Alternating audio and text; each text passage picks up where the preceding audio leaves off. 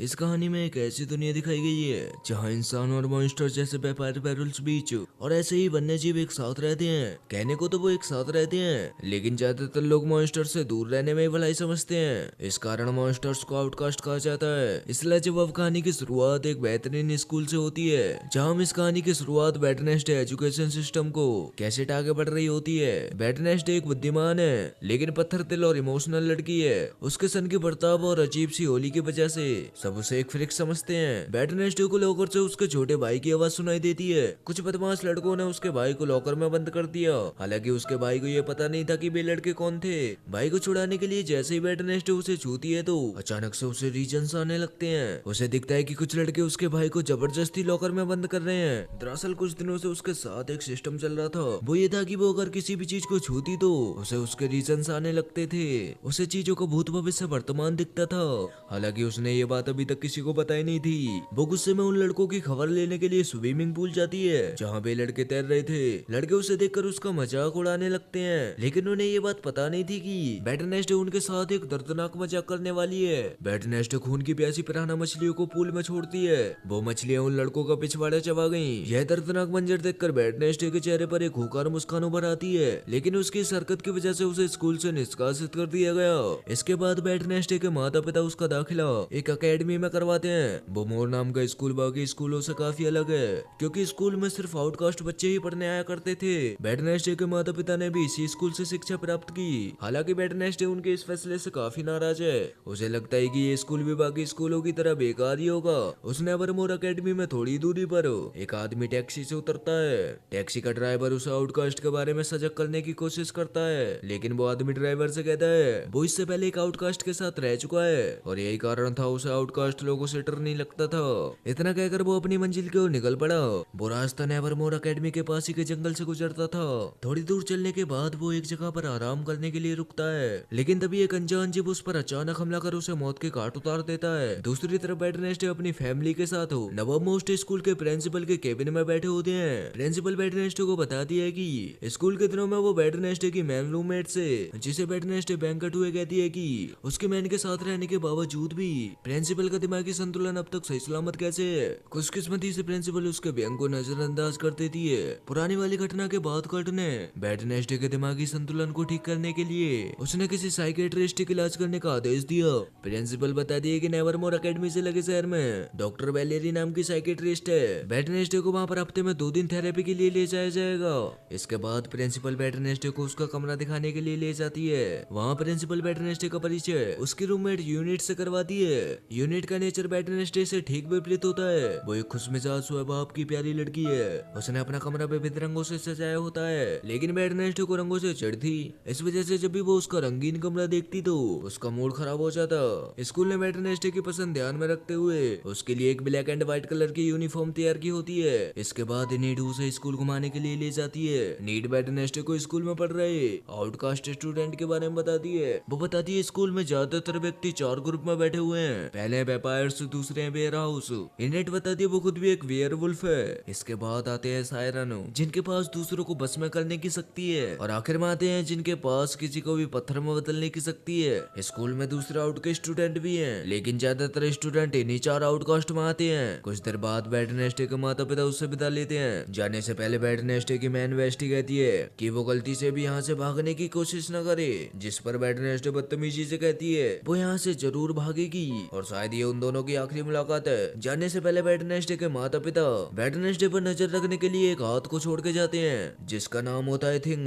Thing Wednesday के family member की तरह ही है। दूसरी तरफ पुलिस को उस आदमी की लाश मिलती है जो कुछ वक्त पहले टैक्सी से उतरा था। उसके शरीर के टुकड़े बुरी तरह से इधर उधर बिखरे पड़े थे, साथ ही कुछ पार्ट गायब भी होते हैं। इससे पहले भी शहर में ऐसी 2 हत्याएं हो चुकी हैं और शरीफ को पूरा यकीन था कि इन हत्याओं के पीछे आउटकास्ट का हाथ है। दूसरी तरफ एक दूसरे के विपरीत स्वभाव की वजह से यूनिट लड़ रही होती है। तभी बॉटनी टीचर यानी फूल पौधे के बारे में पढ़ने वाली टीचर वेडनेसडे से मिलने आती है। वह नेवरमोर में पढ़ने वाली इकलौती इंसान थी। वो उन दोनों का झगड़ा सुलझाती है और वेडनेसडे को वेलकम के तौर पर एक फूल देकर वहाँ से चली जाती है। अगले दिन वेडनेसडे तलवारबाजी का अभ्यास करने के लिए जाती है। वहाँ भयंकर नाम की लड़की पहले से वहाँ अभ्यास कर रही थी। भयंकर एक सायरन है। सायरन वह आउटकास्ट होते हैं जो अपनी आवाज से दूसरों को अपने बस में कर सकते हैं। स्कूल की सबसे पॉपुलर हस्ती है। वो पढ़ने के साथ साथ बाकी एक्टिविटीज में भी काफी होशियार है। व्यंग्य तलवारबाजी में एक रोमन नाम के लड़के को हराती है और घमंड से टीचर को पूछती है कि क्या यहाँ कोई ऐसा तलवारबाज नहीं है जो उसे हरा पाए। ये सुनते ही वेडनेसडे उसे चैलेंज करती है। इसके बाद उन दोनों के बीच तलवारबाजी शुरू होती है। वेडनेसडे काफी फुर्ती से पहला पॉइंट अपने नाम करती है, तो वहीं दूसरा पॉइंट व्यंगत अपने नाम करती है। साथ ही वह वेडनेसडे को यह कहकर रुखसाती है कि उसे मिला हुआ पॉइंट तो बेगिनर लगता है। यह सुनते ही गुस्से से पागल हो चुकी वेडनेसडे उसे आखिरी राउंड बिना हेलमेट के चैलेंज करती है। इस राउंड में जो अपने प्रतिस्पर्धी का खून सबसे पहले निकालेगा वही विजेता घोषित होगा। दोनों में काफी तगड़ी फाइट होती है, लेकिन अंत में व्यंगत वेडनेसडे को माथे पर घाव देकर जीत जाती है। जब वो अपने माथे पर मरहम पट्टी कर वहाँ से जा रही होती है तभी छत पर लगी पत्थर की मूर्ति उस पर गिरने लगती है। वक्त पर जेवियर नाम का लड़का उसे बचा लेता है। होश में आने के बाद वो जेवियर को अपने पास बैठा देखती है। उसका शुक्रिया अदा करने के बजाय वेडनेसडे उससे कहती है कि वो खुद बचने में सक्षम थी। थिंग हर पल वेडनेसडे पर अपनी नजर गड़ाए हुए था, लेकिन जब वेडनेसडे अपने कमरे में नकल लिख रही होती है तभी उसे थिंग के वहाँ होने का आभास होता है। वह उसे पकड़ती है और उसे उसकी उंगलियां काटने की धमकी देती है। फिर वो ठीक से कहती है वो अपनी उंगलियां बचाना चाहता है तो उसे वेडनेसडे के लिए काम करना पड़ेगा। डर के मारे थिंग मान जाता है। वेडनेसडे स्कूल से भागने का प्लान बना रही होती है और वो इसमें थिंग को भी शामिल कर लेती है। अगले दिन वो प्रिंसिपल के साथ थेरेपी सेशन के लिए साइकेट्रिस्ट के पास जाती है। हालांकि वो साइकेट्रिस्ट के भरसक कोशिश करने के बावजूद भी उसके साथ कुछ शेयर नहीं करती। उसके दिमाग में कुछ और ही चल रहा था।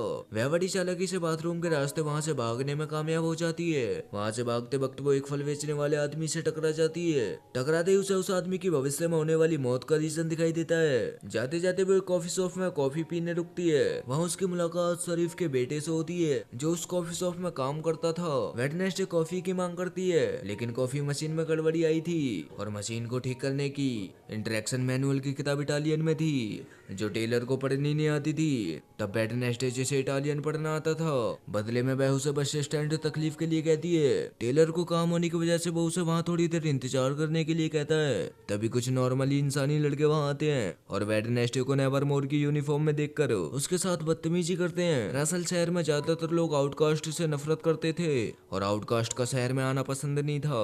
हालांकि वेडनेसडे उन लड़कों की पिटाई करके उन्हें अच्छा सबक सिखाती है। तभी शरीफ और प्रिंसिपल वहाँ आते हैं। शरीफ का नाम एडम्स है। यह जानते ही उसे कहता है कि उसके पिता को मर्डर को लेकर सलाखों के पीछे होना चाहिए था, लेकिन वो पैसों के दम पर खुला घूम रहा था। शरीफ वेडनेसडे को चेतावनी देता है कि वो हमेशा उस पर नजर रखेगा।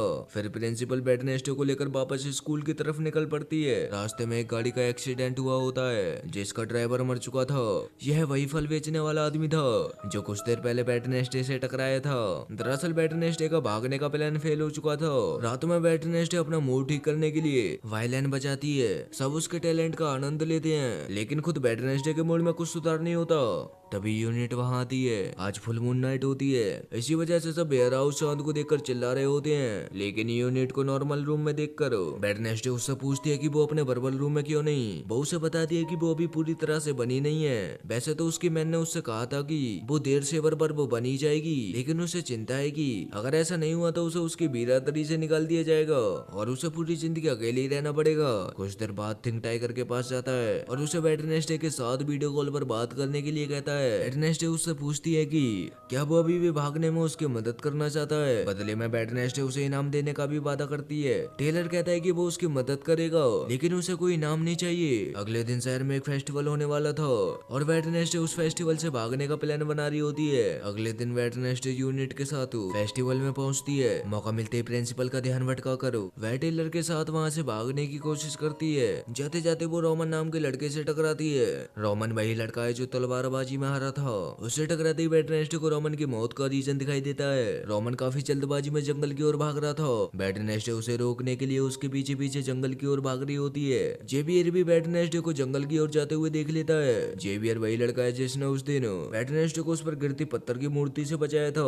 जंगल में वेडनेसडे रोमन को रोकती है और कहती है कि उसकी जान को खतरा है, लेकिन तभी रोमन के चेहरे पर कुटीर मुस्कान आती है और बोल्टा वेडनेसडे पर हमला कर देता है। वेडनेसडे को कुछ समझ नहीं आता। तब रोमन वेडनेसडे को एक ड्राइंग दिखाता है जिसमें वेडनेसडे की तरह दिखने वाली एक लड़की खड़ी थी और उसके पीछे नेवरमोर जलकर तबाह हो रहा था।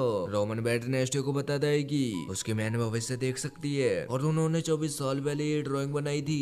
उनकी भविष्यवाणी के अनुसार नंबर को तबाह कर देगी, इसीलिए वेडनेसडे को रोमन मारकर नेवरमोर को बचाने की कोशिश कर रहा था। इससे पहले कि रोमन वेडनेसडे को मार डालता, अचानक से एक राक्षस वहाँ आता है और रोमन को मौत के घाट उतार कर वहाँ से चला जाता है। अगले सीन में उसे जंगल के चारों ओर पुलिस छानबीन करते हुए नजर आती है। वेडनेसडे ने उन्हें वहाँ घटी घटना के बारे में बता दिया था, लेकिन हैरानी की बात यह थी कि उन्हें वहाँ घटी घटना का कोई निशान नहीं मिलता, यहाँ तक कि रोमन की लाश तक नहीं मिलती। शेर वेडनेसडे से कहता है कि उसे भ्रम हुआ होगा, लेकिन वेडनेसडे को उसने जो कुछ दिखाया उसे पूरा यकीन था कि वेडनेसडे शरीफ से अकेले में बात करने की इच्छा रखती है। लेकिन प्रिंसिपल को इस बात से ऐतराज होता है, वो इसकी इजाजत नहीं देती, पर शरीफ के फोर्स करने पर वो उन दोनों को 5 मिनट का समय देती है। अकेले में वेडनेसडे शरीफ को बताती है कि जंगल में कोई राक्षस है और उसी ने रोमन और बाकी लोगों को मारा और कोई है जो इन हत्याओं को छुपाने की कोशिश कर रहा है। तभी दरवाजा खुलता है और दरवाजे से रोमन बाहर आता है। उसे देखकर दोनों चौंक जाते हैं। वैसे ये देखो तो उन्हें समझ ही नहीं आ रहा होता